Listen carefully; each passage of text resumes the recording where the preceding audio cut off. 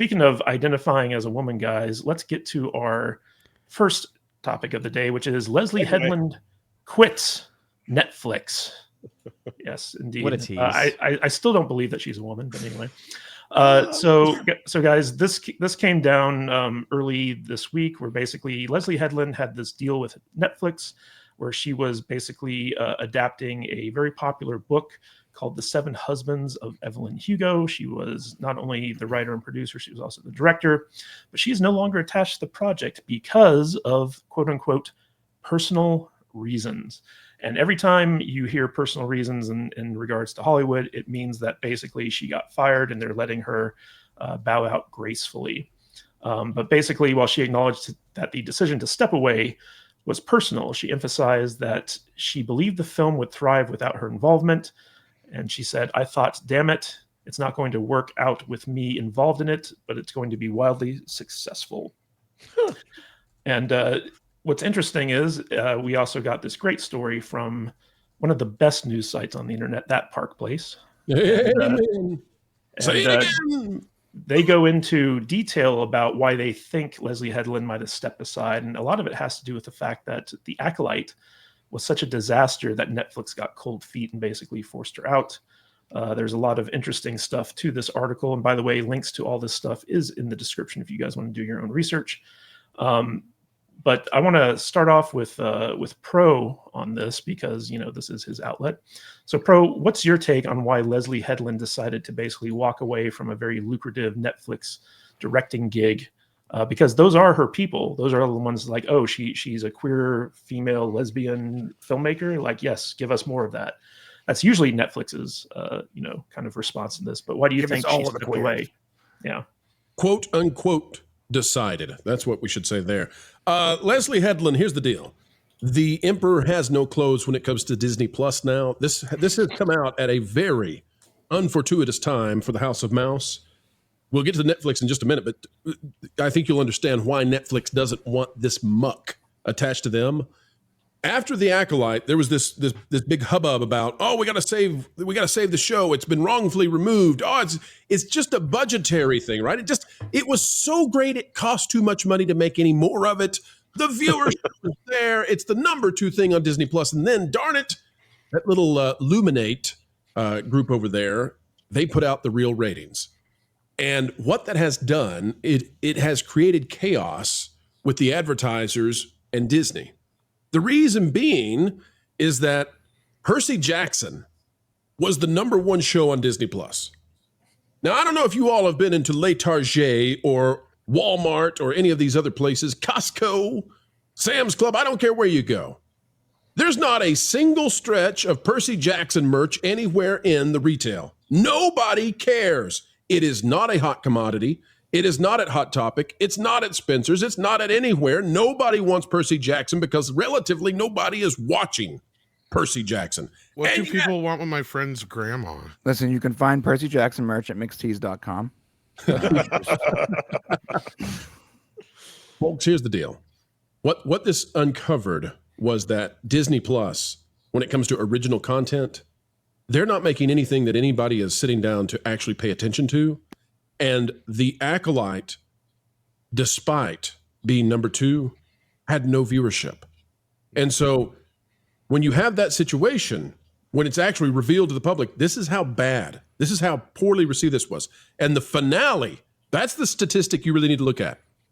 Because when it comes to linear broadcast TV, and I don't know, Kadish, if you've got the ability to pull that chart up, and I'm not sure if it's in That Park Place. There's a chart that shows each episode, how the viewership went. In linear TV, you can have a situation where a show becomes less and less popular. There it is, less and less popular, and by the end, nobody's watching. It is exceedingly difficult to make that happen in streaming. And the reason for that is, especially when you're talking about a Star Wars show, there's a phenomenon where people will wait until the final episode and then they'll binge watch the entire thing. And so because of that, it's really difficult to arrive at a place where your finale flops. Like, no matter what, your finale has to beat the prior episode.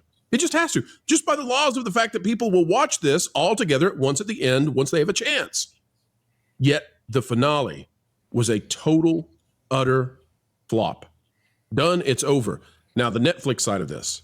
The reason Netflix wants to run away from her as fast as they can is because they're looking at this and they're saying to themselves, there is no benefit. She's Harvey Weinstein's personal prior assistant at a time that's difficult. She cratered Star Wars into the ground. Those stats are now out there. And frankly, she probably is a royal pain, maybe even more of a royal pain than Meghan Markle to work with.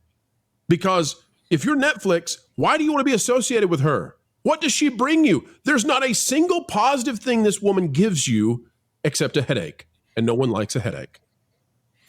Well, Tom Connors, I have my own tinfoil theory about this, which is basically, a couple episodes ago, much to Odin's chagrin, we talked about male feminist Neil Gaiman basically revealing himself to be like a serial abuser. And Netflix came out just this week and said that they've canceled the Sandman series. So after season 2, it's going to be the last thing. Amazon has canceled Good Omens. So basically all these projects that are based on Neil Gaiman's work and stuff like that are getting axed, and he's being blacklisted from Hollywood and stuff like that. And I think that Leslye Headland's association with Harvey Weinstein suddenly became problematic, because I don't think it has anything to do with money, because Netflix doesn't care about how much these things cost. I don't think it has to do with the fact that, like she's, queer or gay, or like whatever the case might be, because Netflix likes to support those types of creators.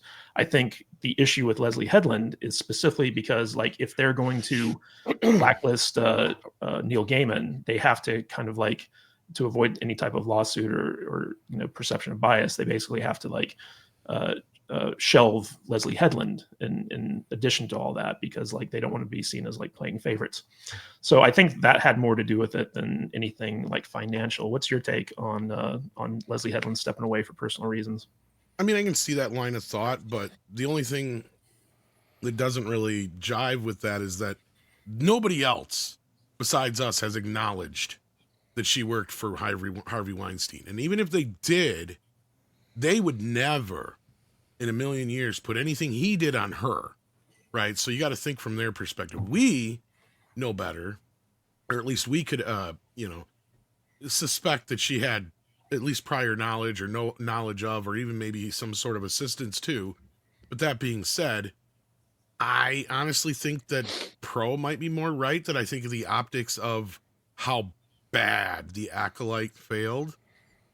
And she hasn't really had a hit since what?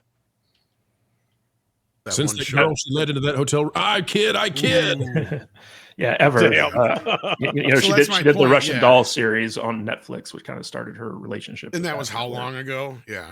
And the other side of it is, I think Hollywood is just more, in a sense, moving away from a lot more of the woke crap.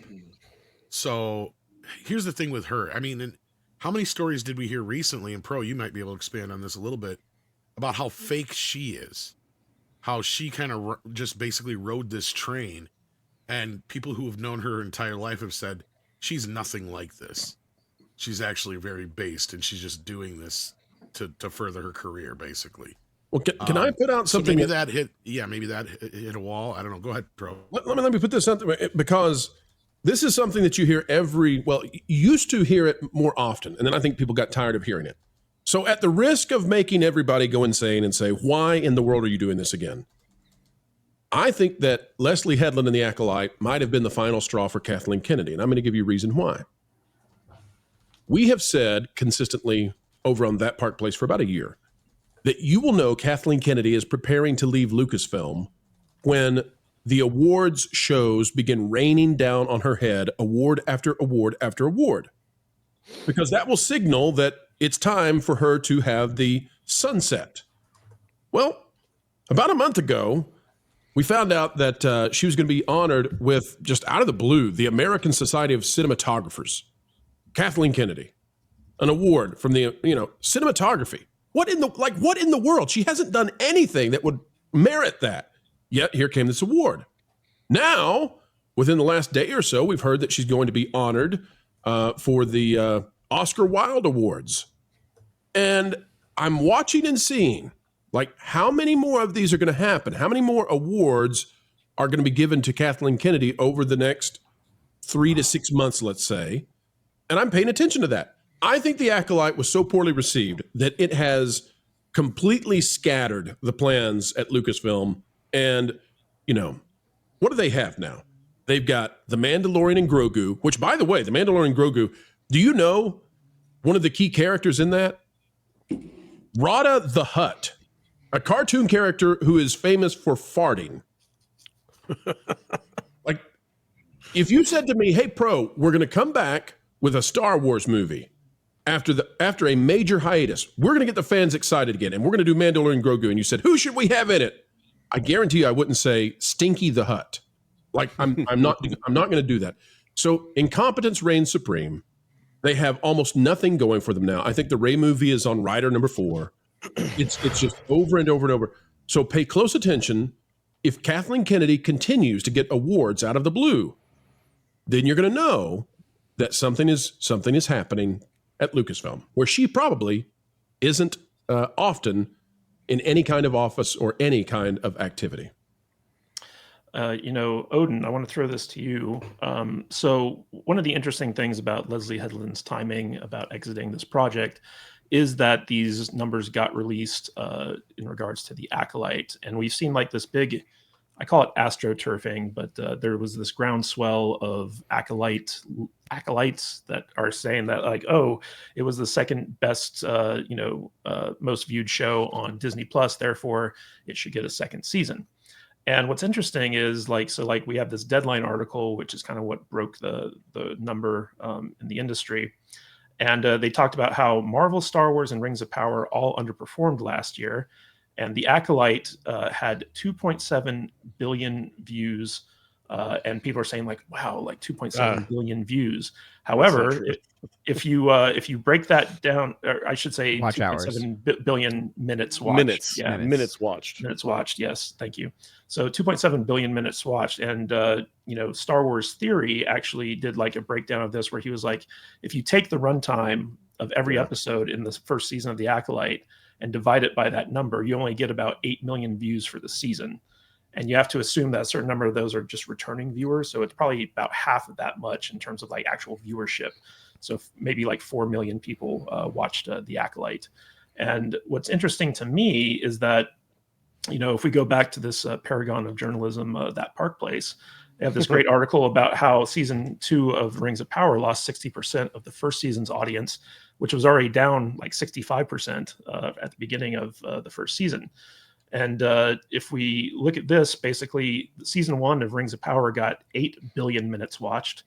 And season 2 came in at approximately 3 billion minutes watched. And if the Acolyte's really at 2.8 billion minutes watched, right? And that got canceled. That means that Rings of Power season 2, if Amazon didn't have so much writing for it, would probably also be canceled in addition to that. So I want to get your take on these numbers, Odin, like the fact that 8 million views on the first season of The Acolyte, plus the fact that real audience is probably like half that for a Star Wars show. That tells you a lot, doesn't it?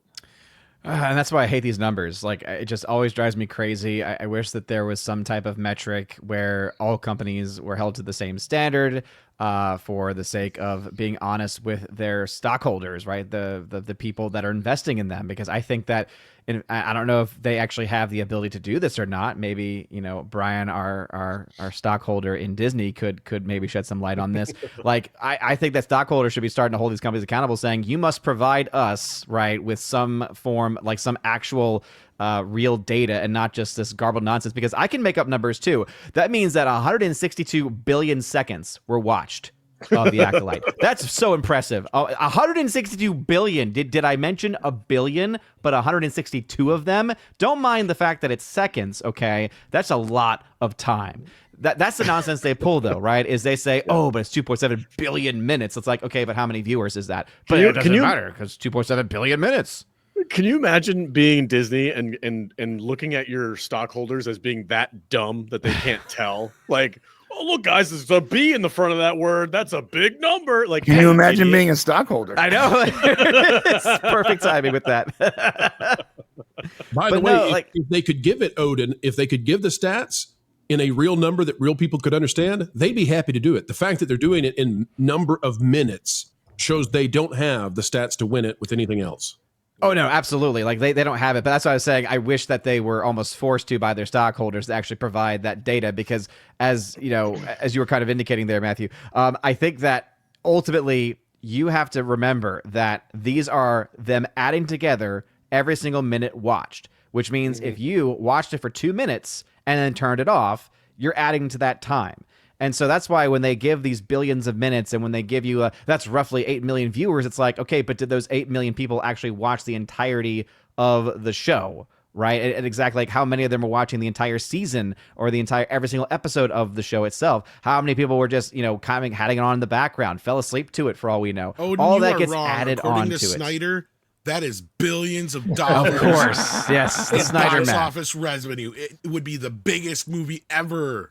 That's true. Just when you thought Disney math was bad, then Zack Snyder opened his mouth and was like, "Hold my beer," because his math is even more atrocious. Look at all my billions of Sorry, views. I'm just saying. I mean, Well, I gotta want to correct throw you on this that to I want to throw this to the biggest Disney shareholder Sarcasm. on the panel, Brian. Brian, they talked about how Percy Jackson and the Olympians was the #1 most watched Disney Channel or Disney Plus series at 3 billion minutes viewed, whereas the Acolyte has 2.7 billion minutes viewed. One is seen as a huge success for Disney Plus. The other was canceled because it was such a huge failure. But their overall watch minutes are pretty similar. Do you think that this is just a case of nobody watches Disney Plus and the people who do just aren't tuning in to Star Wars? I would like to know how many of those views were duplicate views, because I have Disney Plus and I have 2 kids and they have their friends from school and their cousins, and there's a lot of kids here all the time. A lot of like preteen to early teens. So what do I do? When I'm watching them, I turn on Disney Plus, and my kids want to show their friends their favorite shows, and so they'll watch Percy Jackson 3 or 4 times with their various friends. They'll watch whatever Disney, insert Disney here. A lot of it's like Agents of S.H.I.E.L.D. and that kind of stuff. They like the Marvel crap. So they'll watch it over and over again. I would like to know, because this many minutes watched. Well, how many times was that duplicate views from the same account? Because kids tend to watch stuff over and over and over again. We'll watch something once a year. My kids will watch it once every day, like easily. They'll turn on I have one kid that's watched Investigators every week for like a year and a half. And there's only 2 seasons. It's literally impossible to watch it that many times. She must have seen every episode 6 or 7 times. Kids like to do that. I think that's where the minutes are coming from for some of these shows. And Star Wars doesn't have that audience, and we didn't like it. So you might have gotten a lot of hate views. We're definitely not watching it twice. Hey, Brian, you've made a great point, and I want to toss a little extra onto that. The fact that the original Disney content for kids never charts ever, never, ever, I think points to the fact that kids aren't watching it, because you're exactly right. Why does Bluey sit so far up there? Right. Because families will watch it, kids will watch it, kids watch it over and over. I mean, the episodes are 8 minutes. So to achieve those kinds of statistics is insanity. But think about this, okay? So Young Jedi Adventures, that was supposed to be a big thing, right? Young Jedi Adventures, and they had all the little plushies. Those plushies are at Ollie's and they won't sell. Nobody's watching it, never charted, ever, never, ever. Think about Marvel Visions, never charted, never, ever, never. Think about all of these shows that Disney is making for kids. This Spider-Man, your friendly Spider-Man, super woke cartoon that just came out. It's never going to chart. And yet, the fact that it's kids' content means it should chart easier than anything else. They never chart. It's another point. It's another reason that shareholders, sorry, Brian, should be wary of Disney, perhaps. Look, I got in a long time ago and I'm stuck. So, well, Brian, I think half of those numbers are just YouTubers who are trying to, capitalize off of a terrible Star Wars show. But I want to throw this to Alex, because Alex, last week we kind of talked about how Disney is trying to, prepare for the backlash against Hollywood by getting back to their core audience of like family, which they've alienated over the course of like the last 4 years. And you yourself have been singing the praises of Bluey and how it's basically an Australian show that was bought by Disney that's like their biggest ratings winner. So like when it comes to the fact that these are the two biggest shows on Disney Plus, and I should say original shows, and they're barely getting by. What does that tell you about the Disney Plus's audience? I think for the most part, people are just done with Disney. Like, it's not the brand that it used to be. It's, you know, the only reason why I think most parents have Disney Plus is for the old stuff that we grew up on from the 80s and 90s. Those God, no, and I have only- Disney Plus because I have a lot of kids and they have a huge catalog of good stuff. of good stuff, right? But it's all stuff that came out like 20 years ago. Right. Like none of the, I'm not watching any of the new stuff. I don't None even know of what it's new good, stuff is yeah. out there. You know what I mean?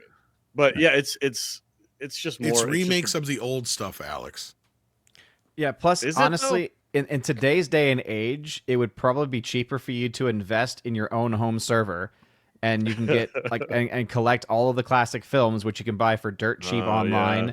And Yeah. other means, and then that way you don't have to pay for any of these streaming services, including Disney Plus. Yar. Yeah, by the way, he's completely right. I use Plex. You should use it too. Plex that's is a- free. You just have to have a lot of hard drive space. Mm-hmm. Oh, you And- can get and then a terabyte hard drive. Will hold all the movies in the world.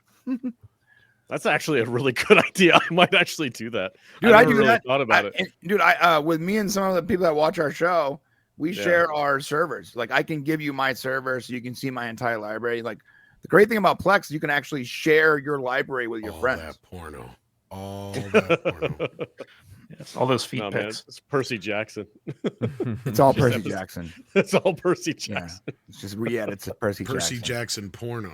Yeah, it's Oh that, my that God, now they're impossible, children. They're children. impossible to find series of Willow, I should say. Oh, Dude, I that's- guarantee you that's- it's out I've been there, looking Brian, for- not like the kid. I've been porno. looking for Willow the series. It's like impossible to find.